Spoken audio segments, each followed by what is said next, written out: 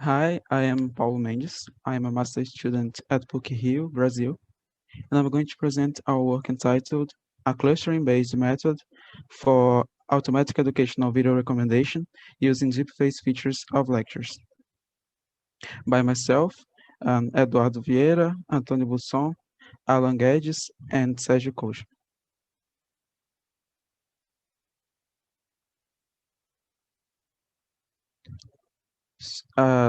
So the traditional paradigm of classrooms has been changing with the emergency of virtual teaching environments and massive open online courses, books, such as Coursera, Udacity, edX, and so on.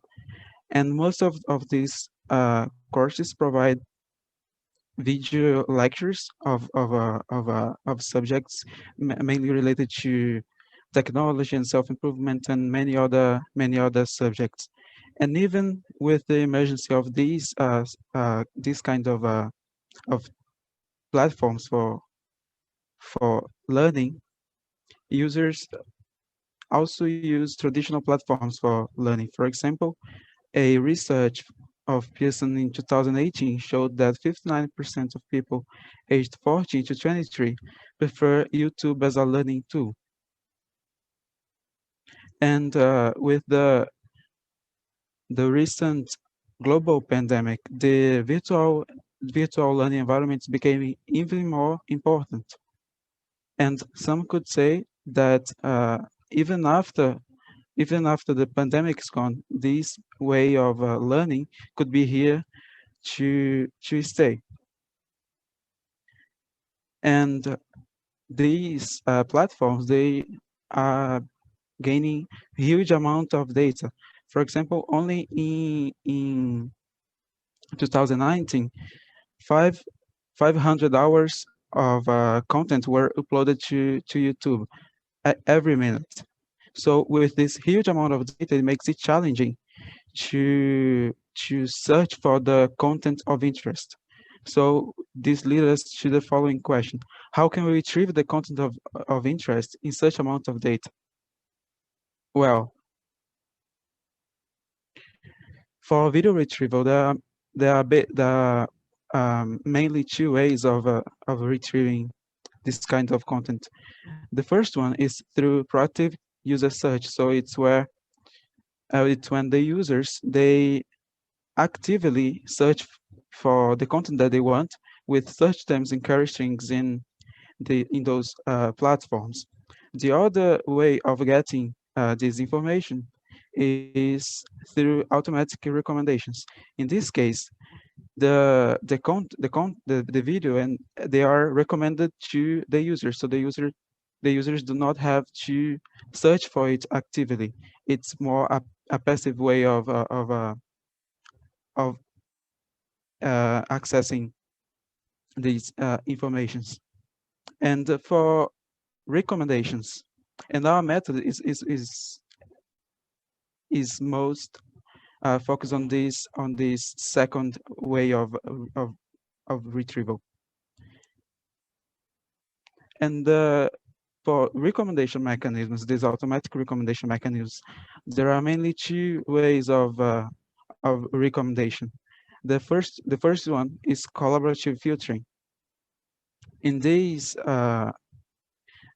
kind of recommendation, the systems they search for patterns among the users. So if users in the same group, if most of these users they share like the same taste, these content that some of these users like or use are recommended to the others who are similar to them, have similar tastes to them, and so these contents are recommended to them. The other way of recommending is based on content. In this way of recommending, the similarities, the content the video contents are grouped based on the similarities among the the videos. So, for instance, if one user watches, for instance, mainly videos about technology, the system would recommend more videos about technology to the user. So our method is mainly fits more in this category in content-based filtering because we explore a automatic method for recommendation that's based solely on the videos, not on the users. So the current video recommendation methods, they are mainly mainly based on textual information from the video. For instance, keywords, human inserted keywords and metadata from that are inserted into the video. So these kinds of works, they are prone to errors related to human errors when, uh, for instance, the keywords are inserted wrongly. There could be, of course, wrong recommendations that are not fit for the taste of the user that the system is recommending to.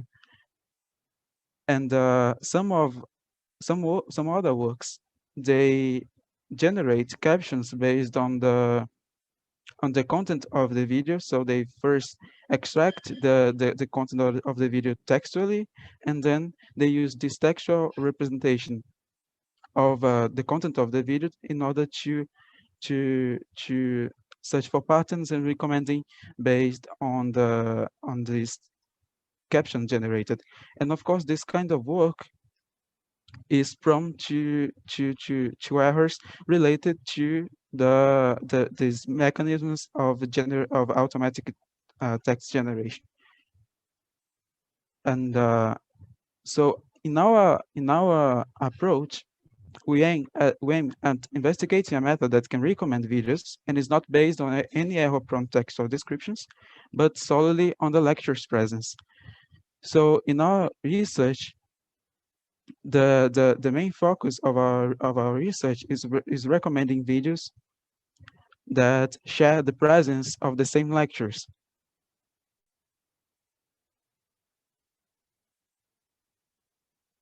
So our method is divided in two parts. In this first part, uh, it's what we call video representation. So for a given video, we want to represent it by the lectures that are present in the video. So first, we perform the frames extraction from the video. For that, we used a frame rate of one frame per second. And then once we have extracted those frames from the video, we perform face detection. So we detect the faces that are present in these frames of the video. And for that, we have used MTCNN, which was pre-trained in a larger data set for this, and we use this pre-trained MTCNN in order to detect the faces. And once we have detected these faces, we represent those faces as vectors. In the process that we call here embedding generation. For this step, we have used Senet 50. And once we have all those faces present in the frames of the video, represented as vectors, we clusterize these vectors in the step that we call clustering representation. So as most of the clustering algorithms require the number of clusters in advance, we use a strategy based on the silhouette score in order to search for the best clustering set, the best clustering configuration for for the clustering. And for in each step, we use the clustering wide agglomerative algorithm for clustering these embeddings. And once we have these clusters, we compute the centroids of the clusters. So hopefully, in the end of this process, for a given video, we have each of the lectures represented as a vector, which is a centroid of the cluster of the faces of that lecture. So for a given video, we have the video face centroids as its representation. So and in the second phase of our method, for a group of the videos that are represented as face centroids, we form centroids clustering using the same clustering that I presented before. We use the same algorithm, and then we perform ranking. For each of the videos, we return a ranking of the recommended videos for that video. For that, we first compute what we call PLV, which is the percentage of frames that lecture L appears on video V. And once we have computed this, we compute a similarity of all the other videos to this one based on the presence of the lectures that are in these videos and are also in the other videos. And we only consider the similarity score that are higher than 0, so that we do not recommend videos that do not share the presence of any lectures. In our experiments, we collected datasets from consisting of 988 videos, educational videos from YouTube, and these videos they share the presence of some lectures, and we annotated the presence of each of those lectures. We annotated the name of the lectures that were present in each video. So in order for us to have a ground truth. And the main metric that we use for evaluating our work is the mean average precision. So we compute the average precision for each video. And its GTP refers to the number of videos in the ranking that were to be recommended, that they have at least one lecture that one lecture that is present in both videos, in the reference video and the video in the ranking. And then we compute the average precision for each reference video, and then we compute the mean of all these average precision, so obtaining the map. And we also evaluate through the precision, recall, and F1 score. F1 score is the harmonic mean of precision and recall. So in our results, we decided to use this threshold to vary in order to consider if a lecture is present or not in the video. So if a PLV is lesser than, for instance, 5%, in the threshold 5%, we don't consider that lecture for the ranking.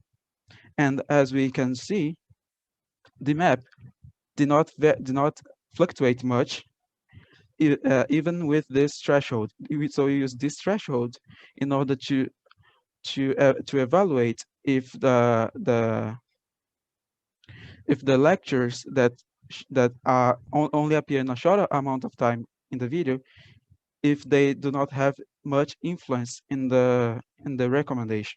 So as we can see, even using this threshold, the maps still do not fluctuate much.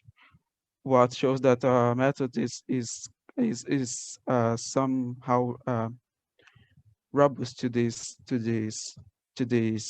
lectures to these people that appear only in a short amount of time in the video. As a collateral contribution of this work, we can perform the segmentation of video by lectures.